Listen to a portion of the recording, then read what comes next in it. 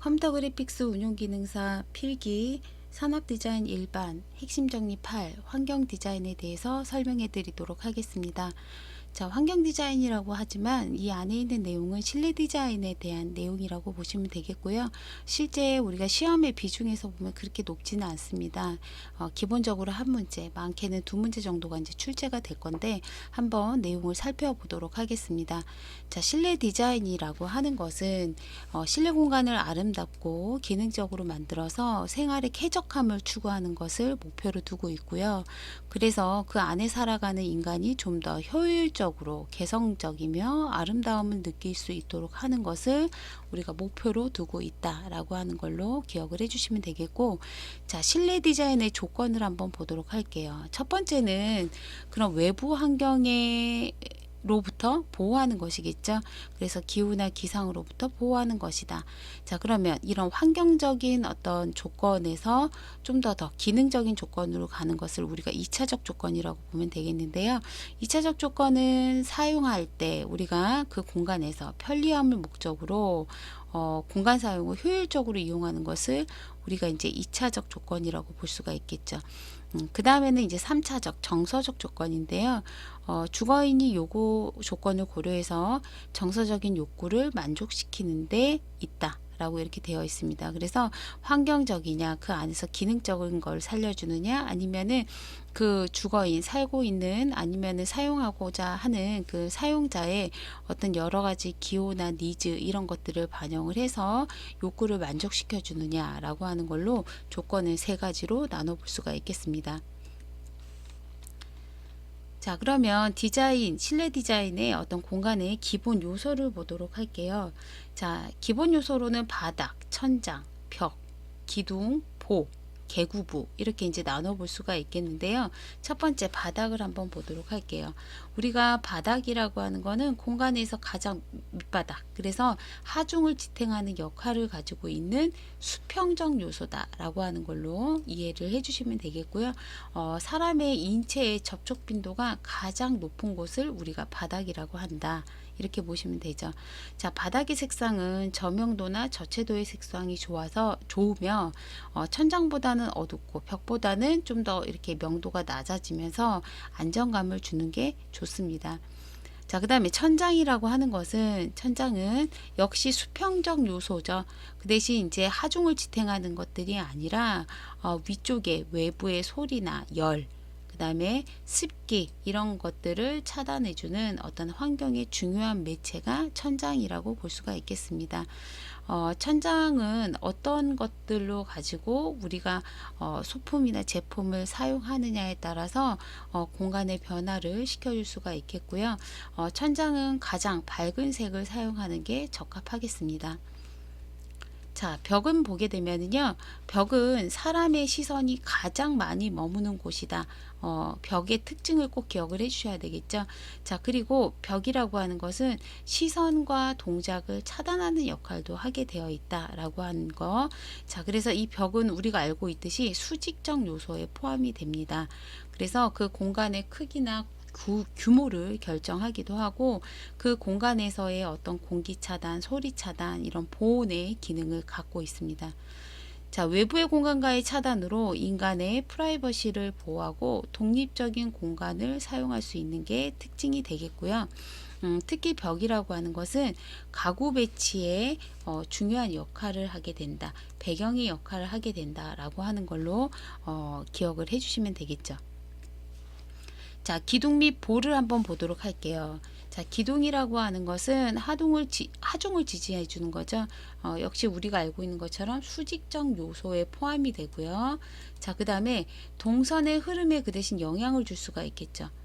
자, 그 다음에 보라고 하는 거는 천장에 하중을 받치고 있는 거기 때문에 우리가 알고 있는 것처럼, 우리 대들보 이런 거 들어보셨죠? 그것처럼, 자, 이 보라고 하는 것은 수평적 요소에 속한다 라고 하는 걸로 지금 보니까 수직적 요소가 무엇이냐, 수평적 요소가 무엇이냐라고 하는 거를 좀 구분해서 학습을 해주시는 게 좋습니다. 자, 그 다음에 계고부라고 하는 것은 벽의 일부를 뚫어놓는 어떤 외부와 통하는 그런 공간을 얘기를 하는데요. 자, 그거는 뭔가 이제 창문이 대표적일 수가 있겠죠. 그래서 창문이라고 하는 것은 실내 공간의 채광 또는 환기, 조명의 역할을 하기도 하고요. 자, 그 다음에 문이라고 하는 것은 동선을 결정하는, 그리고 가구를 배치할 때 영향을 미치는 요소로 작용을 하기도 합니다. 자, 그러면 실내 공간의 장식적 요소를 한번 보도록 할게요. 자, 장식적 요소에서 가장 기본적인 거 조명이 될 수가 있겠죠. 자, 조명이라고 하는 것은 어떤 그 공간에 따라서, 그 공간의 목적에 따라서 조명의 종류를 선택해서 사용을 할 수가 있겠는데요. 특히 조명의 4대 요소를 한번 보도록 하겠습니다. 명도와 대비, 크기, 노출 시간, 이런 것들을 고려를 해줘야 된다라는 거죠. 그리고 조명의 기능으로는 확산 또는 집중 또는 연출하는 기능을 갖는다라고 하는 걸로 좀 확인을 하도록 하시고요. 자, 배광 방식에 따른 어떤 조명 방법 구분을 한번 보게 되면은 직접 조명이라고 하는 게 있어요. 자, 직접 조명은 빛의 90에서 100% 정도가 우리 천장 같은 경우에 빛이 다 하향으로 떨어지죠. 이게 90에서 100% 정도가 아래로 향하는 방법으로서 그 대신 눈부심이 좀 강하고 강한 그림자가 생기는 게 단점이긴 하지만 일반적으로 많이 활용하고 있는, 사용하고 있는 조명 방식이라고 보시면 되겠고요. 반직접 조명이라고 하는 것은 자, 투사율이 60에서부터 한 90% 정도로 보시면 되겠고, 자, 그 다음에 나머지 빛은 천장에 반사돼서 내려오는 방식이기 때문에 직접 조명보다는 눈부심이 조금 덜할 수가 있겠습니다. 자, 그 다음에 간접 조명이라고 하는 것은 우리가 빛 전체가 하향하는 게 아니라 천장이나 벽면에 투사가 되고 그 반사된 빛이 골고루 비춰지는 거를 말해주는 거겠죠. 그러다 보니 좀 더 부드러운 느낌을 내줄 수가 있겠고요. 자, 이런 것들은 어디에서 우리가 침실이나 아니면 병실 이렇게 휴식을 좀 요구하는 그런 공간에서 사용하는 조명 방식이라고 보시면 될 거예요. 자, 반간접이라고 하는 거는 간접 조명이기는 하나, 그죠? 이런 조도를 좀 더 낮춰서 반사를 시켜서 하는 그런 조명이라고 보시면 되고요. 전반 확산이라고 하는 것은 전체가 퍼지는 거죠. 우리가 전구를 생각을 하시면 되세요. 전구는 어때요? 사방으로 이렇게 빛이 골고루 퍼지는 게 특징이죠. 자, 이거를 우리가 전반 확산 조명이라고 보시면 되겠습니다. 자, 조명 방식에 따른 분류라고 하는 것을 보시게 되면은 우리가 이제 뭐 매입등이라고 하는 게 있는데, 매입등 같은 경우가 이제 다운라이트라고 해서 우리 천장에 많이 이제 다는 그런 이제 등이라고 보시면 되고요. 자, 그 다음에 특히 이런 매입등 같은 경우는 이렇게 구멍을 뚫어서 그 안에다가 이렇게 이제 삽입을 하는 경우들이 있죠. 그래서 빛이 아래로 이렇게 투과하는 방식이 매입등이라고 보시면 되겠고, 직부등이라고 하는 것도 우리가 이제 많이 쓰고 있는 건데요. 특히 형광등에서 많이 쓰여지고 있죠. 우리 이렇게 등 직접적으로 이렇게 달아서 이렇게 밑으로 하향으로 내려올 수 있도록 하는 조명 방식이라고 보시면 돼요. 자, 그 다음에 조명을 벽에다가 부착하는 등이 있을 수 있겠고요. 자, 그 다음에 천장에서 이렇게 매달아 가지고 나오는 그런 등도 있을 수 있겠고, 요즘에 많이 쓰고 있는 게 이제 뭐냐면 이런 트랙 등이라고 해서 레일이 있는 거죠. 그래서 그 레일로 이렇게 이동할 수 있게끔 만드는 조명 방식도 있다라고 보시면 돼요. 자, 그러면 이제 가구에 대해서 한번 보도록 할게요. 자, 가구라고 하는 것은 인간이 생활하는데 편리하게 해주는 그런 어떤 도구의 하나로 보시면 되겠죠. 가구가 어떤 재료냐, 어떤 형태를 가지고 있느냐, 어떤 배치 방법을 가지고 있느냐에 따라서 분위기는 많이 달라질 수 있습니다. 그래서 가구는 장식적인 요소에 속하게 되는 거고요.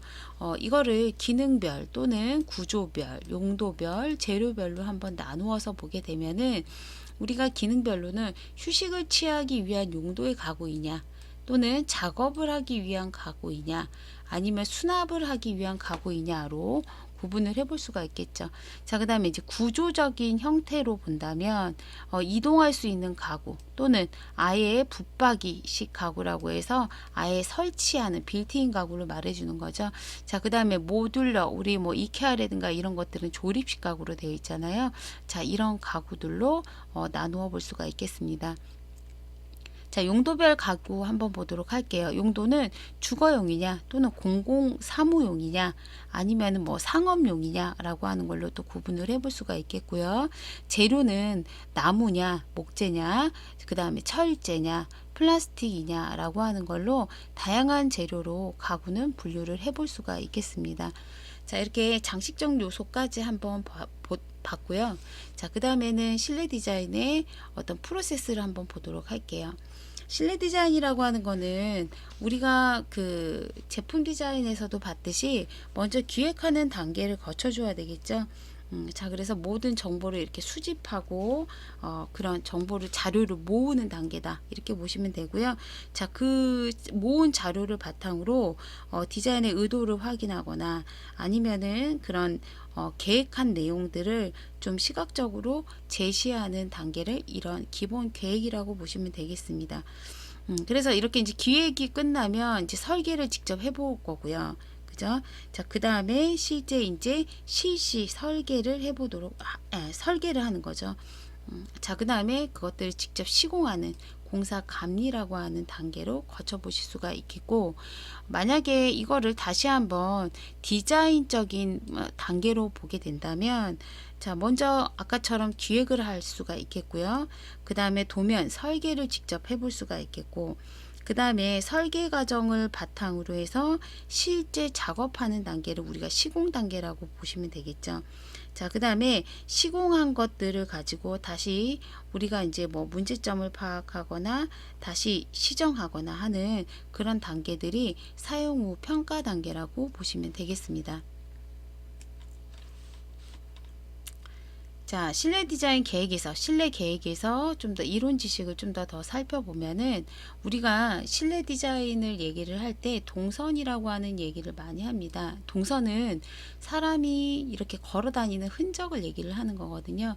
그래서 공간이다 보니까 최적의 짧은 동선을 고려를 해줘야 되는데, 실제 우리 뭐 주방 같은 경우도 조리대나 작업대나 이런 것들이 거리가 멀거나 그러면 요리하는 시간이 길어질 수 있잖아요. 그런 것처럼 우리가 그런 싱크대 같은 경우들도 동선을 고려해서 해줘야 되는 경우들도 있고요. 상업적인 공간 같은 경우는 이런 소비자들이 고객들이 들어와 가지고 제품을 둘러보고 그 다음에 결제를 하고 나가는 그 거리도 고려를 해서 우리가 이제 그 공간 계획을 한다라는 거죠. 그런 것들이 다 뭐와 연관이 되어 있냐면 동선과 연관이 되어 있다라고 보시면 돼요. 그래서 동선은 되도록이면 짧게 해줘야 되겠고, 그 다음에 빈도가 높은 동선은 좀 이렇게 짧게 하는 게 가장 좋다라는 거죠. 그래서 거리를 짧게 하고 순환이 빠르게 되는 그런 것들을 고려해 줘야 되겠다라고 하는 부분인 거고요. 그 다음에 또 고려해 줘야 되는 것 중요한 부분이죠. 색채입니다. 색채. 사람이 살아가는데 가장 많은 영향을 주는 요소라고 되어 있어요.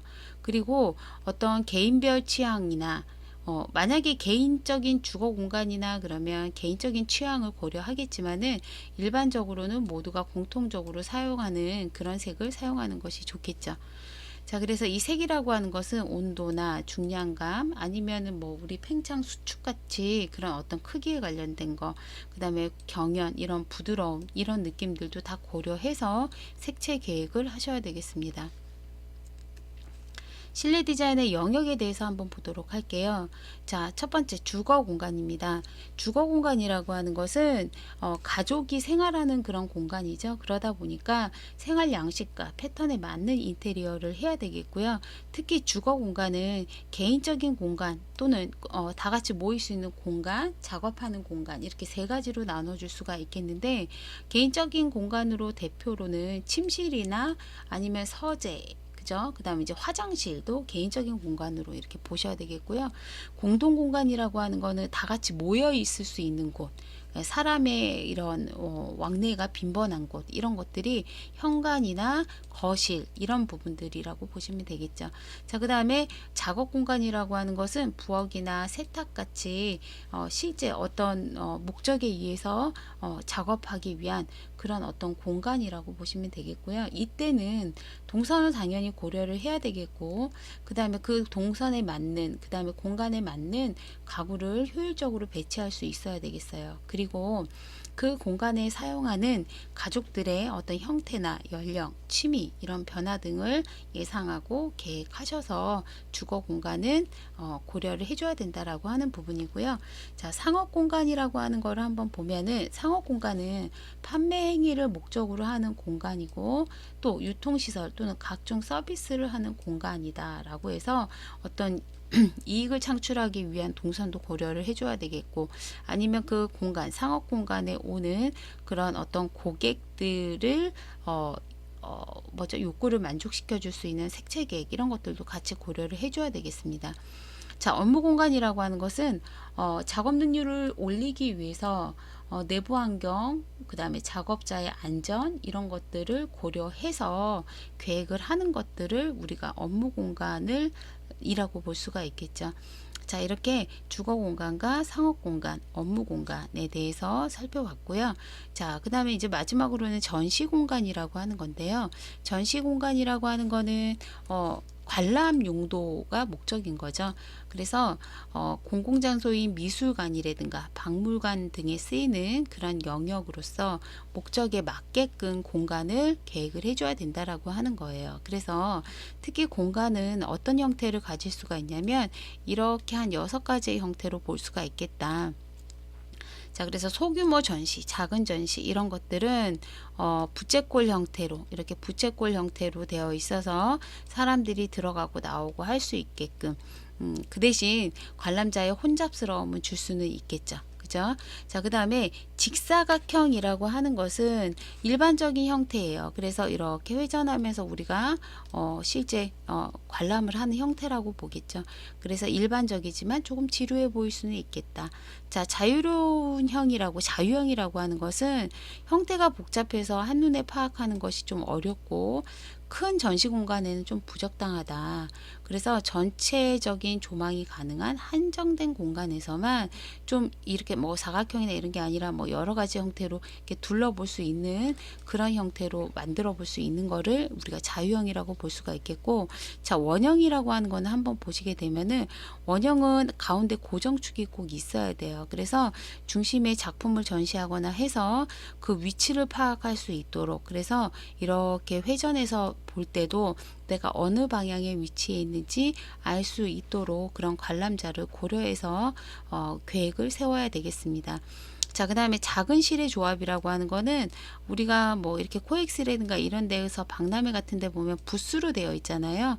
자, 그래서 여러 개의 방으로 되어 있어서 그 방에 있는 것들을 전시를 이렇게 보고 관람할 수 있는 그런 어떤 전시 형태라고 보시면 되겠고, 이것들은 동선을 정확하게 파악할 수 있도록 그 전시의 흐름을 만들어주는 게 이제 중요합니다. 자, 그 다음에 특수공간이라고 하는 것은 뭐 자동차나 선박, 비행기 같이 그런 어떤 실내의 어떤 특수한 목적으로 전시되는 그런 형태를 전시공간의 특수공간이라고 얘기할 수가 있겠죠.